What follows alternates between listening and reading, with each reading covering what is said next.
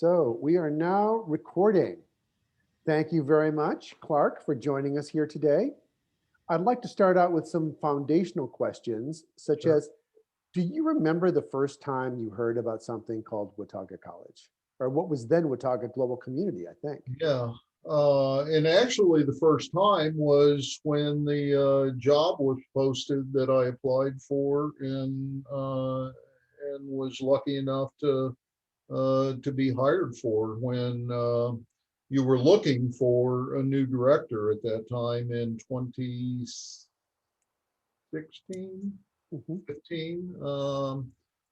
And that was really the first time I had heard of Watauga. It was the first time I heard of anything like a residential college. So it was all a new experience to me at that point. Hmm. What attracted you to the job? Um, when I started reading about Watauga, and when I did what academics do, I did my research before I got interviewed and tried to find out about what Watauga was, what it had been historically. That led me to do some very early research into residential colleges. Um, there was an immediate sense for me that this is what higher education is supposed to be, that what I had done for the 15, 17 years prior to that, I had never felt comfortable with it. I had never felt like it was very meaningful to students. I had never felt like, the way that I'd been sort of taught to teach as a faculty member was very meaningful, and so it was for me just the conviction upon even the minimal research that I was able to do at that time, that this is what a university is supposed to do. This is what a college is supposed to do. Now, I have to ask you some follow-ups about that. Sure. This is what a university is supposed to do. And so the previous, I think you said 17 years of your life, Mhm. you you're you're indicating you don't you that you don't feel as if you were terribly effective. Yeah, So exactly. tell me about that first 17 years, and then tell me about this moment, this kind of aha moment, like, wow, this is what higher ed is supposed to be. Sure. So, I guess I have to go back a little bit farther than even my graduate study at Purdue University. I had a very spotty academic career before I received my undergraduate degree. I finished my undergraduate degree while I was in the Army. I think I was 30 years old when I finished my undergraduate degree while I was in the Army. And so I'd been to a lot of different schools. The first school I started at, which I did not understand at the time in relation to programs like Watauga, was a small liberal arts school in Oklahoma, in Shawnee, Oklahoma, Oklahoma Baptist University. Um, I'll come back to that, but after getting my degree at Purdue, I was working at state campuses. My first year was at Michigan State as a visiting professor. And then I went to Tennessee State, an HBCU, a history there that is kind of worth exploring. But then I went to Austin P in Clarksville, Tennessee. So all of these very much state schools with kind of state school orientation. And what I mean by that is there was a real emphasis on kind of cranking out graduates. And so classes that students were taking were simply requirements they had to get on their way to a degree, so that they could get on with their life, and whether that, even if they were English majors, which was the field that I was teaching in at the time, there was just a real emphasis that it was just kind of a stepping stone to something that would come later. Um, I have to say, going back to my own personal history, given my peripatetic path to an undergraduate degree. That was sort of my own experience, that I was getting through undergraduate because that was what the Army expected me to do. It prepared me for graduate school, and I went through graduate school because I was going to be a college professor. And so the epiphany for me when I started finding out about Watauga and its history and began to understand it uh, as a way of thinking about higher education in America, what struck me first of all was its coherence of approach. The idea that there are things that are happening in Watauga, but none of those things are separate from other things that are going on. It's And integrated. yeah, It's an integrated experience. exactly. Okay.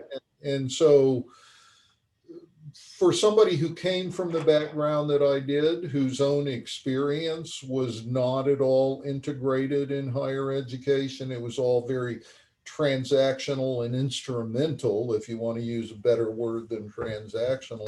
But there was no sense that it was working cohesively together. Um, that just really rocked me back on my heels. And I kind of early on, I had what I might describe, just because I'm a preacher's kid, but describe it as a religious experience when I Mhm. encountered Watauga. And I said, that's it. That's what we should be doing. Do you remember that moment? Oh, Did you absolutely. did you read something? Were you talking to someone? Do you remember that moment when you had the conversion experience, you were on the road to Yeah. Damascus, you thought, "Oh my God, it's this is this is cool. This is what should be." Yeah. I really think that was when I had my first encounter with the students at lunch, and the presentation I made to those students. And again, I think I came prepared based on my research into Watauga, but I saw what it did with students and for students and among students. And their own investment in it was one of the things that really opened me up to the possibility. They cared. Yeah, They yeah, were there. Yeah. yeah, I remember that. You might remember I was on the search committee that hired you. yeah. And I remember that presentation. I may have been there at that aha moment and I, I didn't see a ray of light, yeah. but I'm a little disappointed. I wish we had known that. It probably would have been more dramatic if I'd been blinded for 3 days. Perhaps that's a really beautiful story. You thought, wow, like, so you're there, you're interviewing for the job, and you're realizing this isn't instrumental for these folks. These Yeah, folks want to be here. yeah, yeah, This is there is an impact here that is above and beyond anything I have seen before. exactly, exactly. Yeah, Mhm. And so you got the job. Congratulations, belated congratulations. I think you were to us were just an obvious fit, and you came in and you started changing stuff around. yeah. Can you talk to us about that? Sure. Well, when I was offered the job, and there was just no doubt in my mind that I was going to accept it if offered the job. Mhm. Um, when I was offered the position, again, I did what academics do. I really started trying to dig more deeply into residential colleges and living learning programs. Again, at that time, Evan and Annabelle, it was, as Joe said, it was Watauga Global Community, so it was not recognized as a college at that point. But I read Alex Duke's Importing Oxbridge. I hit the library. I said, show me research on residential colleges. And Alex Duke's is the only history that has ever been attempted of residential colleges in America. And so I So immediately, far, There's one in the So far, work. There's yes. one in the works, I'm told. There is one in the works. Yeah. So anyway, I'm sorry I interrupted. Continue. Which I hope I get to work on when I step down from this position. Uh, Precisely. yeah, So so you went to the light. You started acting like a graduate student I in a did. way. I Like did. I'm going to research this topic. I did, absolutely. I wanted to know not only about residential colleges, but living learning programs, learning communities. I just sort of started immersing myself in the literature, and it immediately came up. And I knew from the interviews uh, from you and the other search committee members that at one point Watauga had been Watauga College. And so Duke gave me a kind of historical framework, something that we historians love dearly, is give me a heuristic that helps me understand present experience. And so the first thing that I wanted to do when I came in was to restore Watauga as a college, as a residential college. There was a sense, it might not have been very developed in the time, but there was a sense that I had even in the early interview stage and the first week or so that I was here, uh, that global community was just not accurate, was not helpful for distinguishing, identifying what it was that Watauga did. Watauga College was much more appropriate. And one of the things I had to even reconcile in my own mind is I grew up with that kind of organizational notion of what a college was, that a college was an academic or unit within a university, like the College of Fine Arts, the College of Arts and Sciences. And so I had to think about colleges kind of in a different way. And I was convinced that that was better for Watauga than global community. And so the very first action I took, fortuitously, that aligned with Sherry Everett's appointment as chancellor of the university, the first official action she took was to restore the name of Watauga Residential College to the program. And I thought, first of all, by doing that, what we could do, what we would accomplish by that would be to set ourselves apart from other learning communities. I'll digress and say that there's a whole kind of literature about this, depending upon who you talk to. That some people will say the idea of a living learning community or a learning community is a major set of which residential colleges are a subset. There are all kinds of typologies that academics work out of those types of things. But the reality is that a learning community is neither as deep nor broad nor meaningful as a collegiate experience. And so to me, calling us Watauga College was not only fit historically, but it was right and apt for what it was that we did. Um, so that was the first thing I did, was to do that. And then there was a process partly driven by the SAC certification at the time, partly driven by general education revisions that had to align Watauga with existing university catalog and existing university curricula. I think that decision can be questioned in some ways. I questioned it when I made it because people did say that I was taking away an experimental aspect of Watauga that had always existed.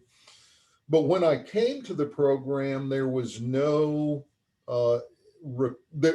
class that a Watauga student took fit into the larger university curriculum, with the exception of the 6-hour class in the first semester. Everything else that students took was purely elective. And Um, yeah, that's not going to survive. yeah, and yeah, exactly. Students Yeah, aren't going to take those classes. yeah, You came at this moment where you changed the name, and you came at this moment, was it 2515? I'm sorry, yeah. what, 2015, 2015? 20, 20. It was either 15. I think it was 16, but I'm not sure. Yeah, And that's sort of the tail end of the Gen Ed wars, yeah, where faculty have been really tearing themselves apart, especially in arts and sciences, about what general education means yeah. and what should count. This Mhm. program was overhauled not once but twice, and it might be overhauled again in the next couple of years. You came in at this pretty challenging moment, and you said Watauga's got to count in Gen Ed, Yeah, or we're sunk. yeah, yeah. And again, I think for exactly that reason, that, I just knew that um, we would we would draw only students who simply didn't care about what it was that they were doing in Watauga as it related in any way to the degree plan or to university requirements. So in some ways, we would draw a very, I don't think this word is wrong. We would draw a hyper privileged group of students who could take 2 extra years if necessary to participate in Watauga, and that's not realistic. Um, there were only 50 some students when I started.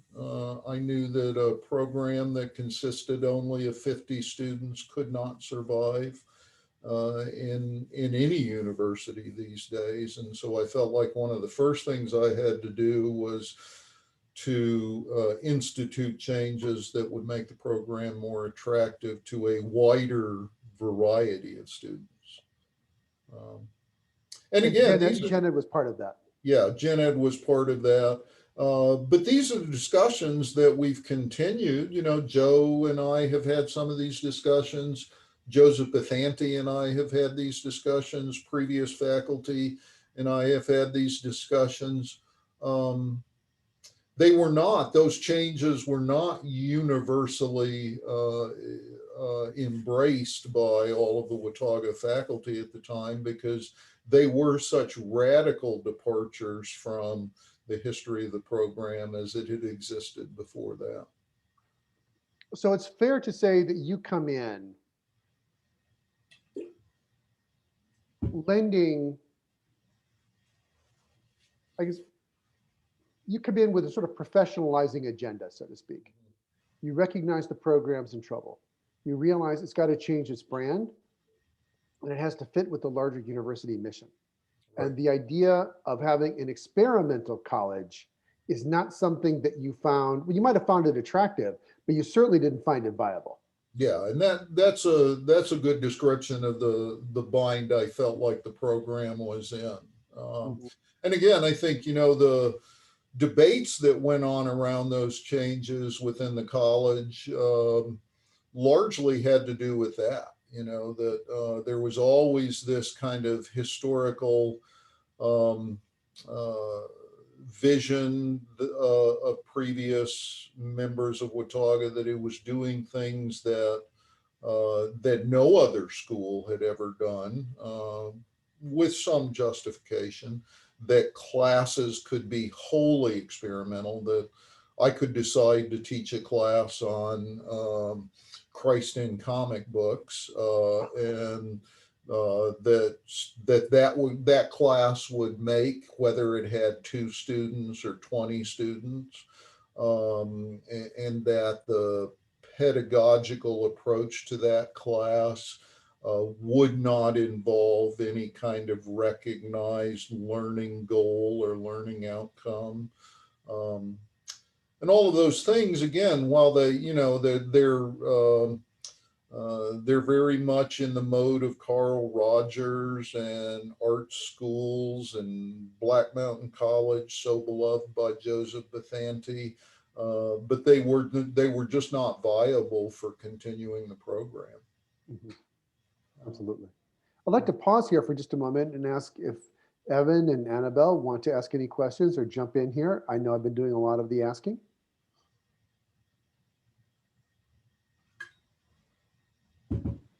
I mean, for consistency's sake, I'm gonna be asking a bunch of questions to a lot of Watauga alumni, and one question that Joe specifically said was a interesting one, and this is a very brief question at that. But in just one single word, what? How can you describe the Wataugan experience in just a single word or a short phrase? I Joe suggested it, but it's integrated. Um, what makes I am not one of these people, and Evan, I have to say that again, the discussions, conversations that went on around a lot of the changes that I felt like the college had to make. There is a tendency for both students and faculty to have recourse to language that is simply not very helpful. And what I mean by that is I can talk all day long about how Watauga is magical, how it's alchemical, how you have to experience it in order to understand it. Um, and all those things are true, but they don't explain very much. What they do is they explain what it is to you, not why somebody else ought to do it or what's meaningful about it, what is magical about it. And what is magical about it is the way in which Watauga has always combined learning and living together. That your experience in Watauga as a student seamlessly moves from your room to the classroom to the community to the world outside. Um, and so for me, integrated and integrative does that work. Annabelle, want to jump in here? I don't know if you're gonna ask this question, Joe, but a common theme throughout this course has been figuring out why Watauga has stuck around for all these years. So why do you think? Because we've talked about it, we think it's still around that against all odds. So why do you think it's still around? Um, that's a great historical question, Annabelle. That is exactly the kind of question that people who take a historical look at anything would ask: why something happens in one case and why it doesn't happen in another case. I think, like any answer to that, I may give an overly complex and not very helpful answer. But I think there are a combination of several things. I think one thing that happened with Watauga, and one reason that it was able to stick around, is that it had the support of enough upper administrators throughout its history that there was always going to be somebody at the level above the director who would back it up, who knew what we were trying to do, and who would champion Watauga. For many, many years, that was OK Webb, who was the director of General College when Watauga was founded. Mike Mayfield, who was the vice provost when I came, was one of those guys. There has always been somebody at upper administration. Tony Calamai is the dean of the College of Arts and Sciences, knew what Watauga was trying to do, and so they would always champion it, even if it was under attack or even if it was under criticism from other places in the university. So I think that's an important element. I think another thing that happened, or another reason that that is the case, is Watauga fortuitously grew up with interdisciplinary studies and with other interdisciplinary programs at the university. Watauga was seeded in its early years by people like Maggie McFadden, Jay Wentworth, Marv Williamson, people who at that time, any notion of an interdisciplinary approach to learning or research was itself highly experimental and was itself a new way of thinking about education. And Watauga had the good fortune to kind of grow along with programs like Earth Sciences, now Sustainable Development, Women's Studies, now Gender, Women's, and Sexuality Studies, Global Studies, that Joe has long been a part of, that it was able to emerge or develop along with those at the university. And then that's that third reason, and that's that, again, I think Watauga took root in this university at a time when this university was establishing a reputation for innovative ways of thinking about education that kind of still mark it. You know, we were one of the first women's studies programs in the nation. We were one of, and I don't know the exact number here, but one of the really early IDS programs in the nation. Arguably, I mean, again, I think you can look at this from a lot of different viewpoints, but arguably the first what became sustainable development, right? So Watauga was a part of all those things that were going on, and the service learning is another one. We established early a reputation for service learning, and in fact, my first job at this university was directing service learning on campus. So we have always done things, we've always been on a kind of leading edge of trying out new things in education. And Watauga was always, I think, a recognized part of that. Not without its challenges, not without its periods of uncertainty, but I think the fact that that kind of education is a sort of embedded ethos at Appalachian is one of the reasons that we've survived. Anyone want to follow up there? Okay, I'd like to return to that about why we survived in just a few minutes after we've traced a little bit more of your career at Watauga, or in the early years. You get here and you start making some changes. Mm-hmm. You change the name. Mm-hmm. You embed the curriculum, the entire curriculum, in general education at a time of great instability and controversy in general education. And you also make some other changes. You instituted an application process. Watauga used to be first come, first served. And then you embedded Watauga within a newly forming Department of Interdisciplinary Studies that was kind of like the one that it had left, because the program or the department had been disbanded. So can you tell me a little bit more about some of those very substantive changes that you made in those early years? Sure. So I'll start with the application process, and that was probably one of the most fraught decisions that I advocated for and was able to institute. You know, Joe will tell you from his previous experience, but historically, Watauga had always been a self-selecting program. So students selected Watauga, Watauga didn't select them.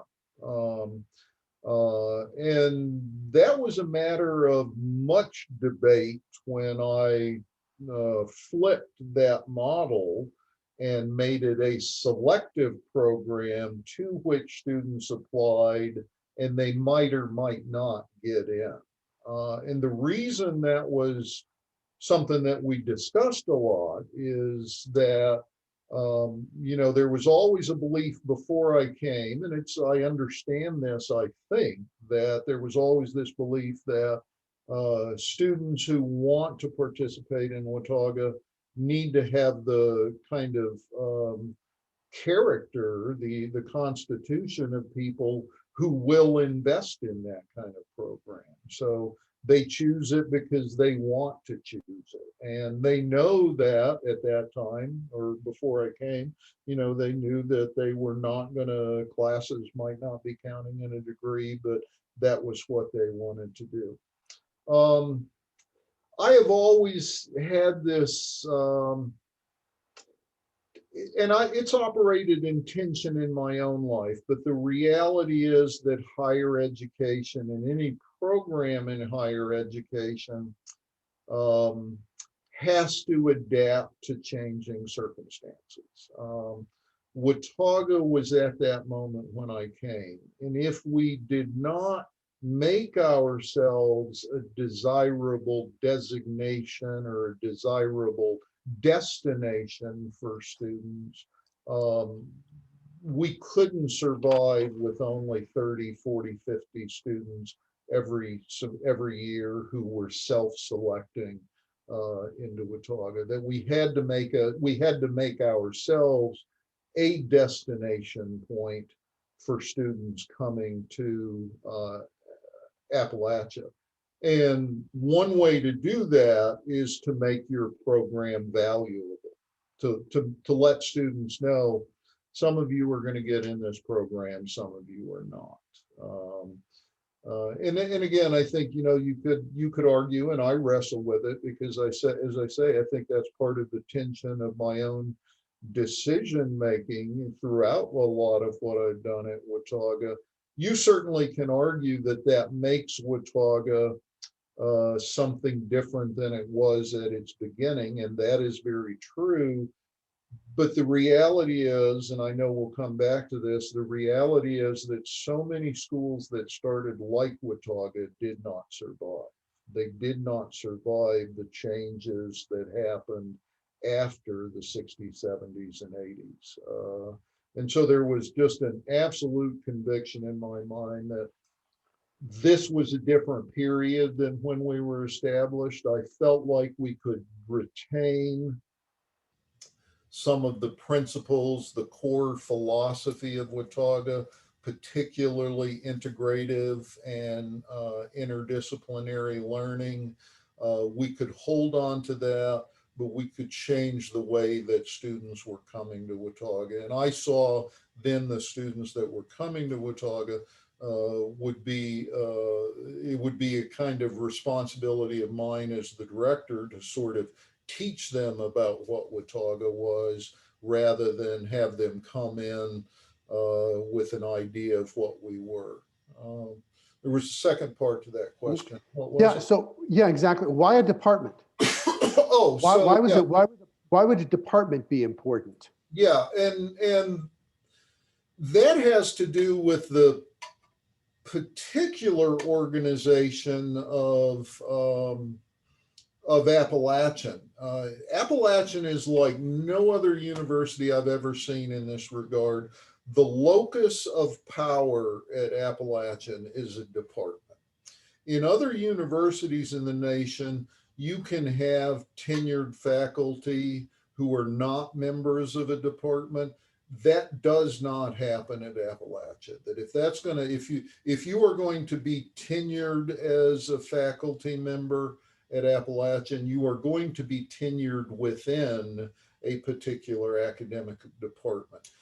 Watauga, for a variety of reasons, had sort of defied that for a long time. But what that also meant is that more and more faculty teaching in Watauga were not experts in a field. They were transient faculty, they were contingent faculty. That's that kind of position where a faculty member is hired every semester, may or may not have a terminal degree. Um, that's not helpful for students ultimately. Students need expertise and developed knowledge in a faculty if they're going to ultimately learn everything that they can from a faculty member. And so part of the process for me of elevating the profile of Watauga was securing those kind of faculty. But again, that meant being part of a department. It meant that we had to associate ourselves with our department. And the logical one was the one that had begun to grow before all of these programs were broken up, but that was IDS. Mhm. What was then cultural, gender, and global studies, if I'm not Yeah, mistaken. exactly. Yeah. Yeah. And with that department came tenured and tenure track faculty Mhm. who would start teaching in Watauga on a much more regular basis, Exactly. which Yeah. was part of what you were trying to accomplish. Yes. Yeah. Okay. Yeah.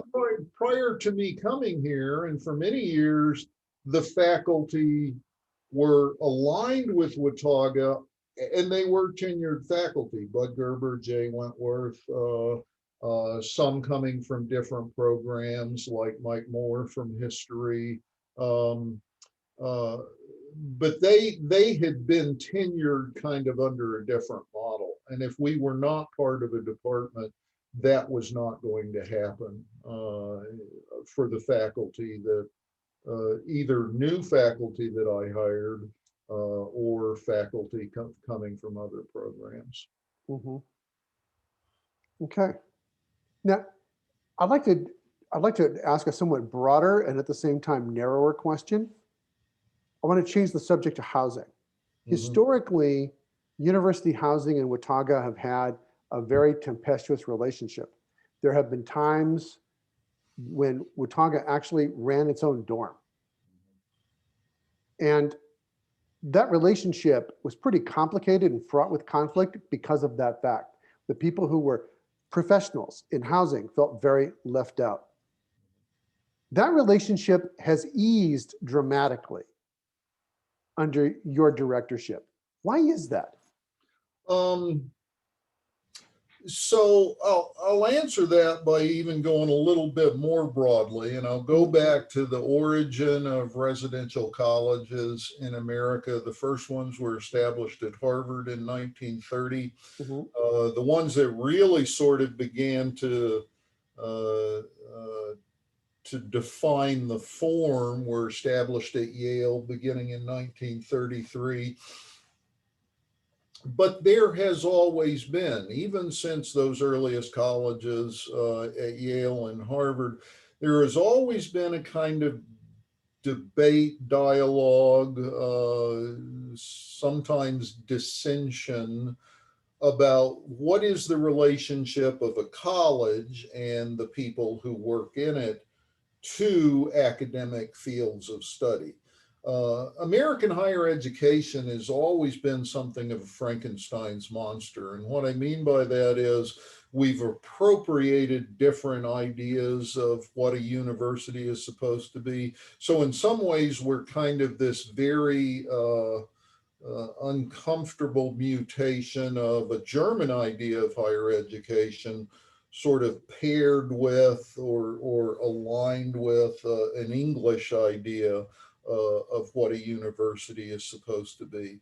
Residential colleges were an attempt to kind of embed in higher education an English approach to learning. And what they meant by that, and what typically people who work in residential colleges continue to mean by that, is the idea that what you learn outside of the classroom is as fully important as what you may learn inside the classroom, and that all of that learning occurs in community. A community of students and faculty are engaged in that process. In the 1960s and 1970s, there was a kind of new approach to that that was at that time called the cluster college. And you can look at the very earliest documentation about Watauga that's in the library archives. And at that time, Watauga described itself as a cluster college. And again, you'll sort of see what different things are meant by that term among different people. But basically what it meant is it meant a college, a collegiate atmosphere clustered around a set of ideas and a set of faculty. And in Watauga's case, that was experimentalism, interdisciplinarity, and integrative learning. Again, that notion of integration is one of the motifs of Watauga learning throughout its history. Those kinds of cluster colleges were set up all across the nation in the 1960s and 1970s. UC Santa Cruz was designed around clusters and cluster colleges, but they also occurred at, most famously, I think, at Michigan State. University of Michigan, where Joe went, had the residential college, which was a cluster college. In Michigan State, they were set up around various ideas. James Madison at Michigan State was about politics and the world. Lyman Briggs at Michigan State was about the intersection of science and the humanities. Justin Morrill College was about developing the arts in higher education. And again, Watauga was one of those cluster colleges that was established in the 1960s, 1970s. The difference between Yale in 1933 and the cluster colleges that arose in the 1960s and 1970s is that in Yale, that housing component is overseen by and developed by faculty who live in those residential colleges. So essentially, if you go to, and all of the undergraduate students at Yale, all of the first year students are assigned to one of the residential colleges at Yale. But you'll be randomly placed there, and once you're there, if you go to Jonathan Edwards or Branford or what's now Grace Hopper College, your life in the dorm is kind of overseen by a full PhD professor who's not a tenured professor, but that person has the role essentially of what we would call today a housing director or a housing coordinator. That dean oversees all aspects of student conduct. So if there are problems in the dorm, that dean has to get involved with them. But again, they're not tenured. The cluster colleges did something in some ways kind of different. And what they did is they emphasized the academic component of learning in that residential setting, but there was a kind of separation, a division of labor that they instituted with the people who were directing the residence halls. I hope you guys have or will talk to Joe about his experiences as the director of Watauga College, because at that time, he was at that point the last person associated with the college who had a directorial role over the dorm itself, over the Living Learning Center itself. But there really, in those cluster colleges, there was this kind of, these two fields of labor, right? The faculty did one thing with the students, and the director of the dorm did something else. Watauga and other colleges established at the time, they encountered in the 1980s, 1990s, there was a renewed interest, or a new interest, not a renewed, a new interest among people who became what we call student affairs in universities. You know, we always think that the world exists as it does for us, that it's always existed that way. Student affairs is a really relatively recent invention in higher education. And student affairs and you can date this pretty exactly. It's to 1996. There was a book that was written by some people in student affairs, and it was called America's Residential Colleges Reforming Higher Education. One of the authors in that book was Greg Blimling, who was at that time the vice chancellor of student affairs. I may have been called vice president at the time. Joe can correct me on that. But he was the vice president of student affairs, and he contributed a chapter to that book. The idea in that book, the overarching theme in that book written in 1996 is that student affairs are educators too, that they're as important in the educational process as the faculty are. And so they began to take a role in dorms that in colleges like Watauga and other cluster colleges had always been occupied by, again, we can look at Joe as an example. Those positions had always been occupied by some category of faculty member who were directly associated with the college and who were involved in decisions related to the college and involved in actions that had to be taken with students at various times. And as that student affairs impetus grew in higher education in America, it began to dominate questions of what goes on in housing in state universities. And so there was a move to take those away from those positions like that, away from the cluster colleges that arose in the 1960s and 1970s. Even today, the Residential College of the Arts and Humanities at Michigan State, Lyman Briggs, James Madison, their housing activities are overseen by somebody with a student affairs degree. And that person may or may not be involved in the running of the college in the way that I certainly hope Joe was when he was the director, but was kind of built into that role at that time. You should note that older residential colleges like Yale, Rice University operates on this basis. In universities like those, there's almost no student affairs presence. All of the discipline, all of the conduct issues are handled at the collegiate issue. And really the only thing that student affairs people do in those universities is to provide advising and develop programs for the university and that kind of thing.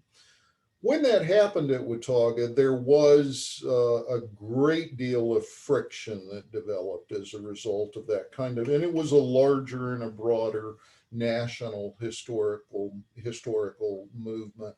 It caused a lot of friction and a lot of tension at Watauga because Watauga kind of took the approach of, the point that makes Watauga special is that we bring together that life in the dorm with life in the classroom, and the role of a person like Joe, the director of the residence hall at that time, was phenomenally important. That did not sit easily always with student affairs people. That's an understatement, Clark. That is a severe understatement. Keep going though, please. I'm just trying to be measured in a very historical kind of way. Definitely measured. Their response was horrified from time to time. Well, and that's true, and that's true. And all of this again kind of aligns with trends in higher education, in student affairs, where they develop a kind of educational approach that they felt like should be instituted across the university. And so when I came, those tensions were very much present. One of the reasons I think that we ceased to be Watauga College and became Watauga Global Community in, what was it, Joe, 2008, 2009. One of the reasons for that was to kind of cede the residence hall to housing, and say, you guys take that part, we'll take this other part. Um, that's not the way a residential college works. And I was convinced that, again, if we were going to do what we could do, needed to do, I would have to develop channels of communication with housing that would allow that to in some way be restored. And so I've been very intentional about bringing housing into conversations related to Watauga. They've responded well. I think Tom Kane has always gotten what we do in Watauga. I think J.J. Brown has always gotten what we do. And so I think, again, I benefited from people who were in positions at that time in both housing and student affairs. I knew we really got there when we were able to get Professor Callender as the faculty in residence in Watauga, and to ensure that the faculty in residence would be the visiting assistant professor for Watauga going forward. I kind of knew that we'd gotten to that place where we needed to be again.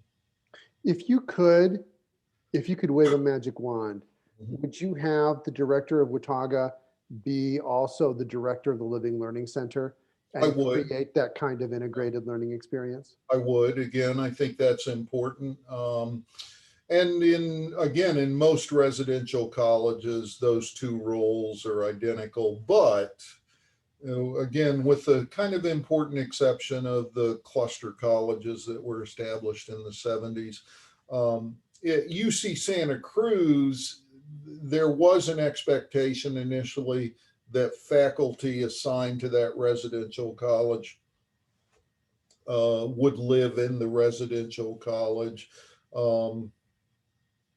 It didn't always work that way at Michigan State, and so there's not a kind of single approach to that.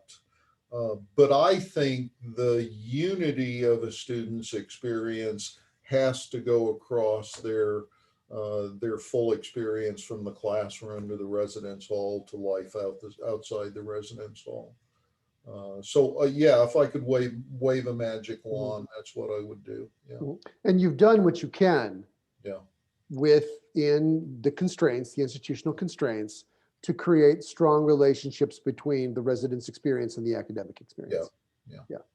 I'd like to return to just a moment, realizing that we're about 15 minutes or so from concluding. I'd like to return to a question that Annabelle asked about why Watauga is here. And I want to return to something that you said earlier, Clark, about the role of administrative patrons in Watauga's history. I think you're really on to something there, because my own experience tells me, because when I got here, I heard the stories about how Ken Webb was this father of Watauga. I read the original proposal. What was it, 2 pages long? I can't believe they created a college on the basis of 2 pages. My God, they must have had, talk about a lack of bureaucracy. It's amazing, isn't it? So you have Ken Webb, and then later stories that were told about Harvey Durham. Harvey Durham was, Durham Park is named after him. Those of you, Evan and Annabelle, who were not here, he was provost of the university for something on the order of 25, 26 years. Yeah. And Harvey really cared about the first year experience. There's an award, as you well know, Clark, because you received this award, named after Harvey Durham, that is dedicated expressly to the first year experience. And Harvey really liked Watauga, really liked Watauga, and he protected Watauga. And there were deans of arts and sciences who protected Watauga, some more than others. You mentioned Greg Blimley. Greg, he was head of student affairs here. Greg was in love with the Oxford model. Mhm. Greg wanted to create a residential college, and the only fit for a residential college, really the best bet to create a residential college was Watauga. Because this, I think, points to something else that I would develop in a history of Watauga. That these kinds of administrative patrons who, Greg, for example, created the Living Learning Center Yeah. and housed the Department of Interdisciplinary Studies and Watauga up here. I came in at that point in 2003. That's when I joined the story. Mhm. These administrative patrons who looked after Watauga, that was very, very important. Mhm. At the same time, that was really precarious. Mhm. That was really precarious because when those patrons changed, when Harvey Durham stepped down, when Greg Blimling stepped down, when deans changed, suddenly everybody was looking at Watauga sideways and thinking, why is this thing still here? Yeah. Okay. I think another important thing about Watauga, and here it's like I'm interviewing myself right now. I realize I'm talking a lot, but Watauga didn't have any competition for decades. Yeah. That's why Greg chose Watauga and put it up here in the Living Learning Center where you are right now. Yeah. That was attractive. There wasn't honors. The So- honors was an anemic program Yeah. at that time. Very different than what it is today. I don't know what would have happened with Watauga if there had been a viable honors college. Does that make sense to you? I Absolutely. think there just wasn't a lot of competition. It was serving first year students. Harvey Durham really liked that. And Greg wanted Watauga to become the focal point of this residential college that he created. So I think your point about administrators is so key. And at the same time, it's also precarious. Yeah. Because when those administrators change, suddenly Watauga doesn't look so attractive. It starts to lose resources and people start scrutinizing it. Does that sound fair? Absolutely. And one of the things I've been aware of, especially as Watauga both moved into the College of Arts and Sciences and then the faculty assigned to Cultural, Gender, and Global Studies, what's now IDS. And I've said this many times, but both administrators and prospective families think they know what an honors college is. You do not have to educate people about, well, you should, but they don't feel like you need to. Right. So somebody comes into Appalachian from Kansas State University, and they want to look at high profile academic programs. They're going to say, there's an honors college, got that. Mm-hmm. You always have to educate families, students, and new administrators about what a residential college is. Unless they've been at one, unless they're like Rick Reingans at Sustainable Development, Mm-hmm. who attended and was in a residential college at Yale. Yeah. But those people are surprisingly rare. I mean, again, and it indicates maybe how important what residential colleges are in American higher education history, but also how relatively rare they are.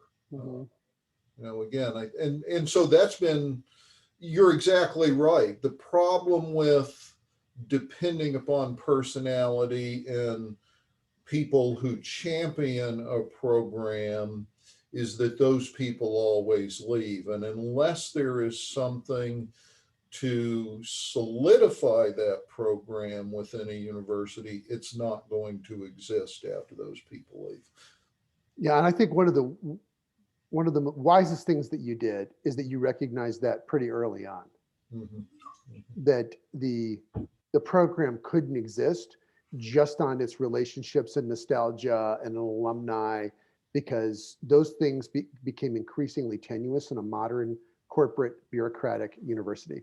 Yeah. So before we conclude, I'm going to ask one question, and then I'm going to turn it over to Evan and Annabelle. I'm going to ask you, Clark, a false dichotomy. Okay, this is a This is a really challenging question. I don't know that I'd ask anybody this question unless I knew that person as well as I know you. So I want you to feel free to really argue with the premise of my question. Okay. Okay. Is that cool? Because Yep.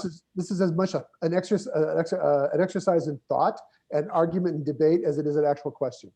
So one of the things we have been talking about, touching on, is that Watauga seems to have defied the laws of gravity.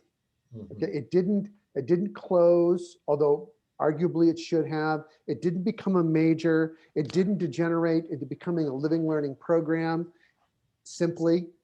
Instead, it's still around, and it's stronger than I have ever seen it, or at least as strong as I saw it when I came in 2003. Okay, so we've established that.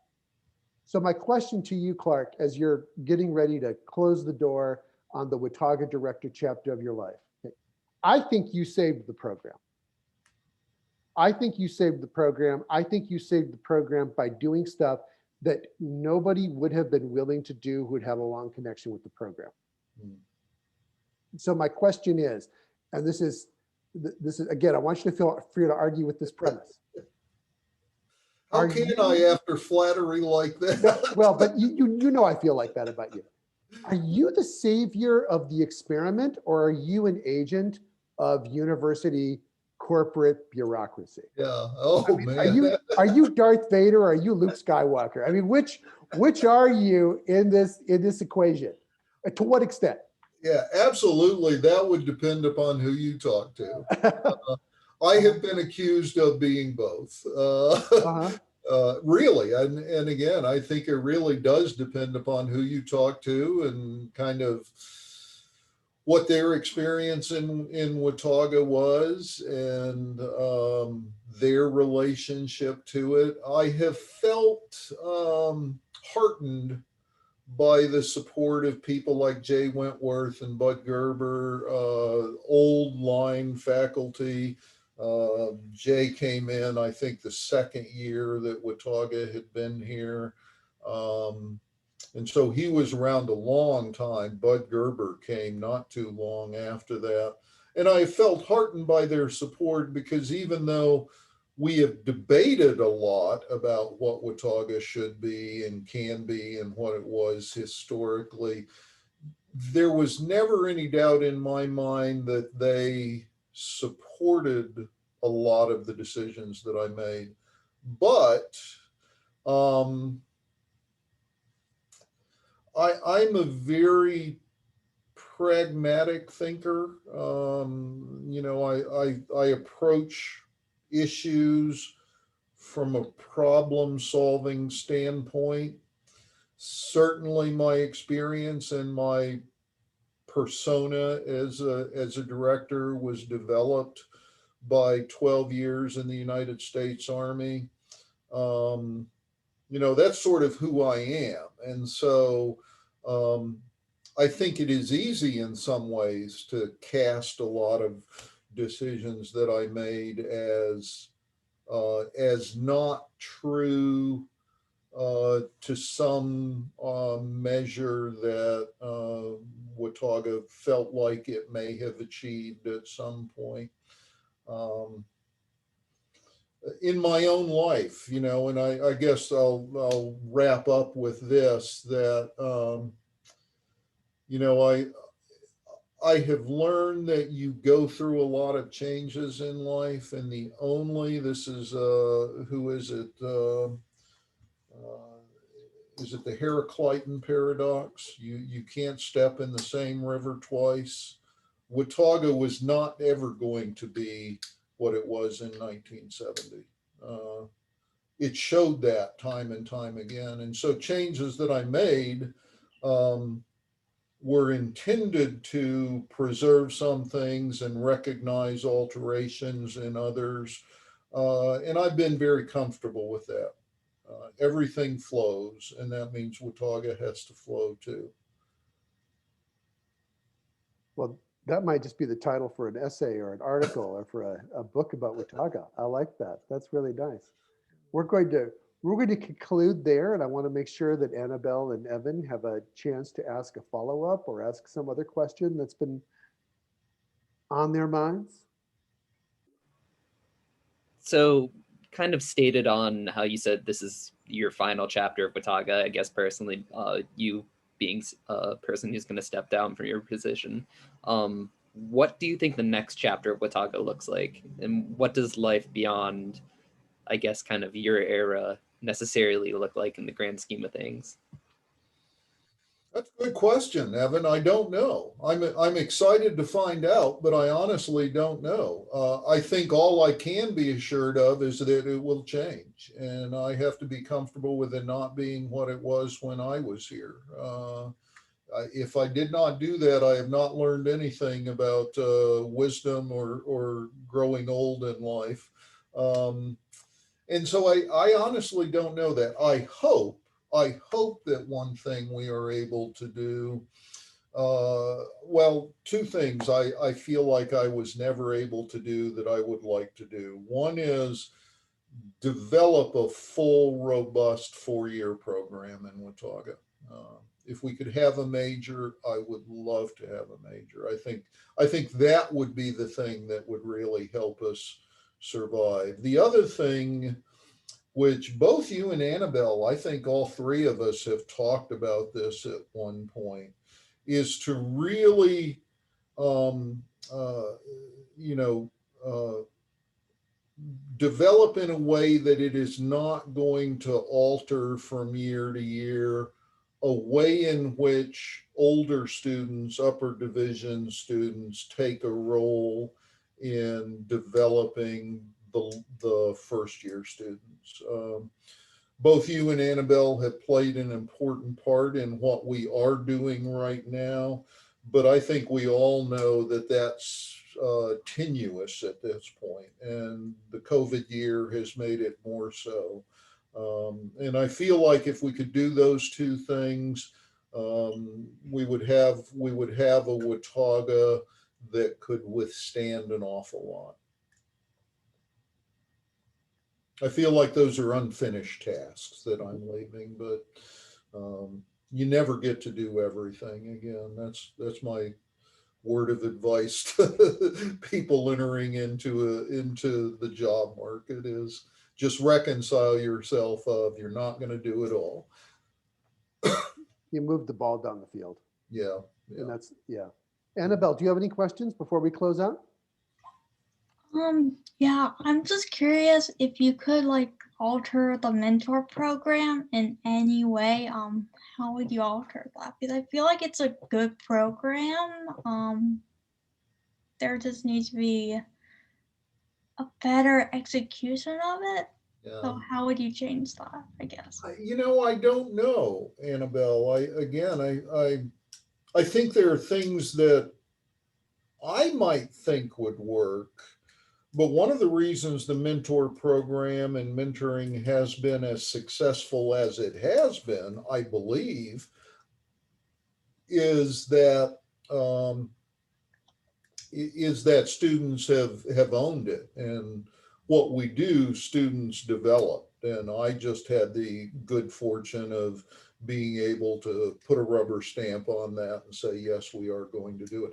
I suppose if you want real specifics, I would like to do it in a way where students gain credit for it, right? Where it's something that students do, where it's not just all out of hide. What all the mentors have done and continue to do, I'm always so impressed with what you all are able to accomplish, but there's no recompense for it. I don't know if it would be class credit or um, some kind of monetary arrangement, which is again fraught with its own issues, right? But I would like to see some kind of way to allow students to get something themselves out of being mentors. Um, so I don't know if that would do it or not, but that's always been a desire of mine. Again, I don't know if you and Evan, you signed up for the 1 hour class that I tried one year. Um, that wasn't a perfect fit, but I'd like to see students get credit for it. there's precedent for that. Yeah. In Watauga's long history. Pretty much precedent for almost anything you want to try in Watauga. Somebody did something. Somebody did it kind of before. like Yeah. that. That's the other lesson in both life and history. Yeah, exactly. You know, and I have to say this, but first of all, I want to say thank you, Clark, for coming here, spending an hour and 15 minutes with us. This interview has been very helpful for me in the sense I've begun to clarify my own thinking. I think central to Watauga's survival is that there was no competition. Mhm, mhm. The Honors College was not viable competition until Leslie Sargent Jones came and now Jeff Belbush. So I think that's an important part of the Watauga story that we're going to keep exploring. Yeah, I And think so. we are now at 4:45. So I know that Evan and Annabelle have to go return to their lives, their non-Watauga lives, and go do other things. So I'm going to, just for the record, before I stop recording, I want to thank you, Clark, for coming by today, for telling us about Watauga, sharing your story. But most of all, I want to thank you, and I'm happy to say this on the record. Thank you. I think you saved the program. Thank you. Thank you. And I think there cannot be a better legacy than that when it comes to Watauga. I appreciate it. So I'm going to stop recording.